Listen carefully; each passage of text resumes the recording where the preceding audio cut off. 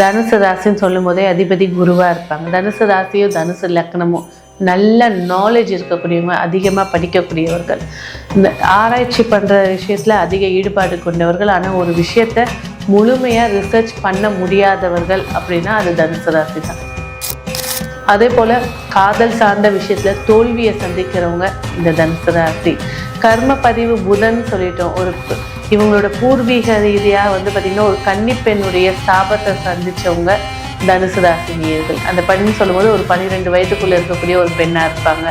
So அந்த சாபம் பார்த்திங்கனாக்கா இந்த தனுசு ராசிக்கு எத்தனை குழந்தைகள் பிறந்தாலும் பெண்கள் எண்ணிக்கை அதிகமாக இருக்கும் இல்லையா? ஒரு குழந்தை பிறந்து தவறின பின்பு ஒரு குழந்தை பிறந்து ஒரு புத்தர சோகத்தையும் மைனூட்டாக ஏற்படுத்தி கொடுக்கும்.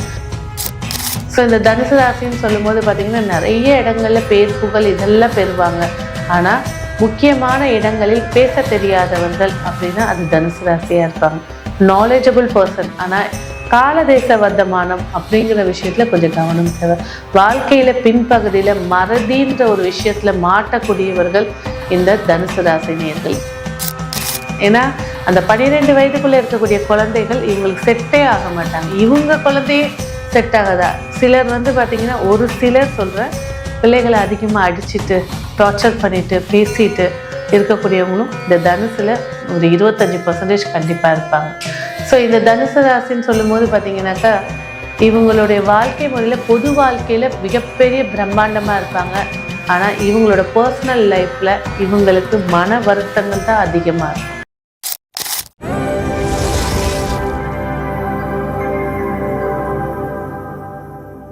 கேம் சேஞ்சர் லக் சேனல் நேயர்களுக்கு அன்பார்ந்த வணக்கம். இப்போ நம்ம பார்க்கக்கூடிய ராசி தனுசு ராசி.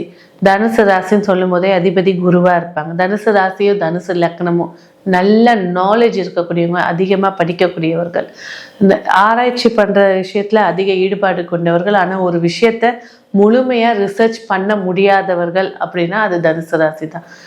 நான் பிஹெச்டி பண்ணுறேன், டாக்டரேட் பண்ணுறேன் அப்படின்னு எடுக்கும்போது ஒரு தடையை ஃபேஸ் பண்ணக்கூடியவங்க, ஒரு டிகிரிக்கு நடுவில் ஒரு நிறைய வருஷம் பிளாக் ஆகி இருக்கக்கூடியவங்க, ஒரு சிலர் 10th இல்லை +2 ரீ எக்ஸாம் எழுதக்கூடியவங்க இந்த தனுசு ராசி நேயர்கள். அதிகப்படியான ஸ்ட்ரெஸ்ஃபுல்லான பேசக்கூடியவர்கள் தனுசு ராசி நேயர்கள். முயற்சிக்கான எய்ம்கள் பண்ணாலும் நிறைய விஷயங்கள்ல ஒரு நிமிட கதை சொல்றேன், இந்த மாதிரி சொல்றேன்னு சொல்லிட்டு துக்கம் சார்ந்த விஷயத்த அதிகமாக பேசக்கூடியவங்க. வாழ்க்கையில இவங்க புதனுடைய கர்மாவை அதிகமாக பெற்றவர்கள். அதனால்தான் பார்த்தீங்கன்னா இவங்க பேராசிரியராக இருப்பாங்களே தவிர ஒரு குழந்தைய மெயின்டைன் பண்ண தெரியாதவர்கள் தனுசு ராசி நேயர்கள். அதே போல காதல் சார்ந்த விஷயத்துல தோல்வியை சந்திக்கிறவங்க இந்த தனுசு ராசி. கர்ம பதிவு புதன் சொல்லிட்டோம். இவங்களோட பூர்வீக ரீதியாக பார்த்தீங்கன்னா ஒரு கன்னிப்பெண்ணுடைய சாபத்தை சந்திச்சவங்க தனுசு ராசி நேயர்கள். அந்த பெண் சொல்லும்போது ஒரு 12 வயதுக்குள்ள இருக்கக்கூடிய ஒரு பெண்ணா இருப்பாங்க. ஸோ அந்த சாபம் பார்த்தீங்கன்னாக்கா இந்த தனுசு ராசிக்கு எத்தனை குழந்தைகள் பிறந்தாலும் பெண்கள் எண்ணிக்கை அதிகமாக இருக்கும் இல்லையா? ஒரு குழந்தை பிறந்து தவறின பின்பு ஒரு குழந்தை பிறந்து ஒரு புத்தர சோகத்தையும் மைனூட்டாக ஏற்படுத்தி கொடுக்கும். கண்டிப்பாக அபாஷன் ஆகக்கூடிய ராசியில் தனுசு ராசி நிச்சயமாக உண்டுங்க. அதே போல் பட்டா சொத்துக்கள் எல்லாம் ஏக்கச்சக்கமாக இருக்கும். ஆனால் இவங்க பேரில் மாற்ற முடியாமலேயே உட்கார்ந்துட்டு இருப்பாங்க. அதில் வரக்கூடிய வருமானத்தை கூட நிம்மதியாக அனுபவிக்க முடியாதவர்களாக இருப்பாங்க. ஸோ இந்த தனுசு ராசின்னு சொல்லும் போது பார்த்தீங்கன்னா நிறைய இடங்களில் பேர் புகழ் இதெல்லாம் பெறுவாங்க. ஆனால் முக்கியமான இடங்களில் பேச தெரியாதவர்கள் அப்படின்னா அது தனுசு ராசியாக இருப்பாங்க. நாலேஜபிள் பர்சன், ஆனால் காலதேச வர்த்தமானம் அப்படிங்கிற விஷயத்துல கொஞ்சம் கவனம் தேவை. வாழ்க்கையில பின்பகுதியில மறதின்ற ஒரு விஷயத்துல மாட்டக்கூடியவர்கள் இந்த தனுசு ராசி நேயர்கள். இல்லறத்தம் சார்ந்த வரைக்கும் பார்த்தீங்கன்னா உலகத்துக்கு சொந்த பந்தங்களுக்கு நான் கணவனோட சந்தோஷமா வாழ்ந்துட்டு இருக்கேன், மகிழ்ச்சியா இருக்கேன் காட்டிப்பாங்களே தவிர இவங்களோட எதிர்பார்ப்புகள் ரொம்ப ரொம்ப ரொம்ப குறைவாக தான் இருக்கும். இவங்களை விட இவங்க நியாயமான முறையில் சிரிப்புகா இருக்கட்டும், எந்த இடத்துலையும் ரொம்ப சைலண்ட்டாக இருக்கக்கூடியவங்க. ஆனால் ஆப்போசிட் பார்ட்டி ரொம்ப கலகலகலன்னு பேசி சந்தோஷமாக இருக்கக்கூடிய இந்த விஷயமே கேரக்டர்ஸே கிளாஷ் ஆகக்கூடியது இந்த தனுசு ராசி நேயர்களுக்கு அதிகமாக இருக்கும். மூத்த சகோதரம் இளைய சகோதரம் வழியில் சில பிரச்சனைகளை ஃபேஸ் பண்ணாலும் கடைசிக்கில் உங்களுக்கு சப்போர்ட்டாக தூணாக நிற்கக்கூடியவங்க உடன் பிறந்தவர்கள் தான் இந்த தனுசு ராசியை பொறுத்த வரைக்கும்.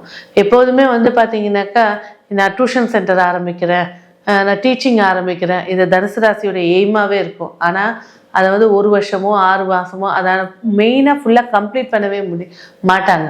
ஏன்னா அந்த 12 வயதுக்குள்ளே இருக்கக்கூடிய குழந்தைகள் இவங்களுக்கு செட்டே ஆக மாட்டாங்க. இவங்க குழந்தையே செட் ஆகாதா? சிலர் வந்து பார்த்திங்கன்னா, ஒரு சிலர் சொல்கிறேன், பிள்ளைகளை அதிகமாக அடிச்சுட்டு டார்ச்சர் பண்ணிட்டு பேசிட்டு இருக்கக்கூடியவங்களும் இந்த தனுசில் ஒரு 25% கண்டிப்பாக இருப்பாங்க.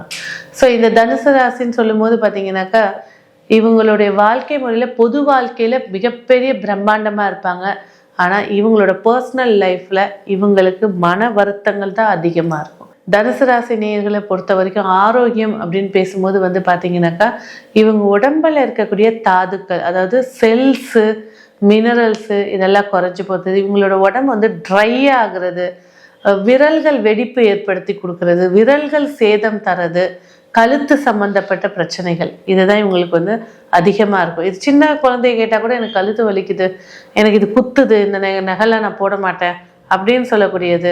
விரல்கள் சார்ந்த விஷயத்தில் சேதங்கள், அடிப்பட்டு கதவுல மாட்டிக்கிறது, இல்லை ஒரு சிலருக்கு வந்து சுகர் அதிகமாகிறதுனால விரல்களை வெட்டி எடுக்கிறது, இதெல்லாம் வந்து இந்த தனுசு ராசிக்குள்ளே இருக்கக்கூடிய நோய்களை சுட்டி காட்டும்.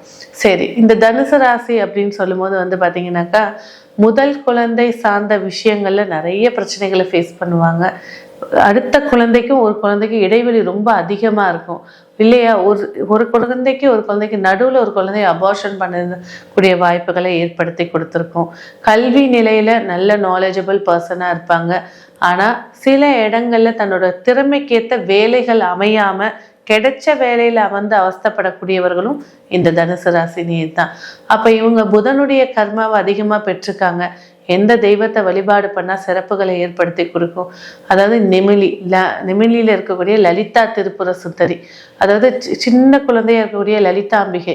அப்போ இவங்க வழிபட வேண்டிய தெய்வம் அப்படின்னு பார்த்தீங்கன்னா திரிபுர சுந்தரி. 12 வயது பொண்ணு தான், 8 வயசுலேருந்து 12 வயசு பொண்ணு தான். அந்த பெண் குழந்தையை எடுத்து வச்சு வழிபாடுகள் செய்யும் போது இந்த புதனுடைய கர்மாக்கள் நீக்கி கொடுக்கும்.